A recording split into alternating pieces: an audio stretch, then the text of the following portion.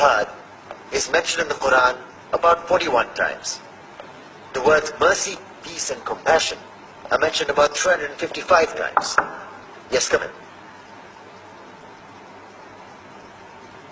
Come on in, Riaz. Sit down, please. Yeah.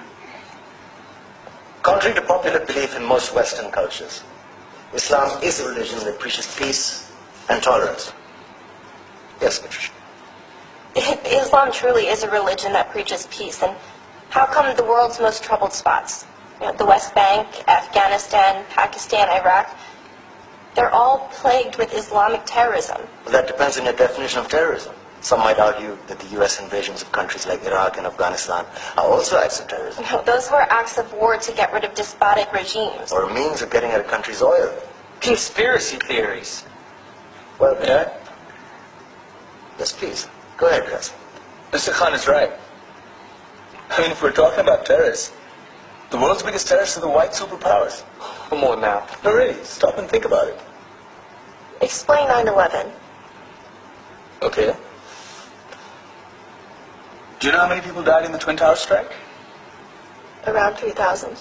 And do you have any idea how many people died in the bombing of Afghanistan? Take a wild guess. More than 15,000 people died. And that's just conservative figures. About 50,000 tons of explosives were dropped on innocent civilians. Men, women, children. Yeah, but that was because of the Taliban. Now that you brought it up, did you know that the Taliban was a creation of the CIA to fight the Russians? Whatever. They were still harboring terrorists. Yeah, right. Terrorists that were never found. Just like the weapons of mass destruction that were never found in Iraq. Do you want to get into the death toll in Iraq? 500,000 civilians and counting. And what do Britain and America say when they don't find these weapons? It's simple. They just say sorry. And still refuse to relinquish control of these countries. What are you trying to say? What I'm trying to say is that just because you're American, wear a fancy suit, and call yourself the president, doesn't make you any less of a terrorist. I'm saying that if you don't stop meddling in other people's countries, you will face a backlash. If Muslims like you feel that way, then why don't you get out of our country? We will. As soon as you promise to leave ours.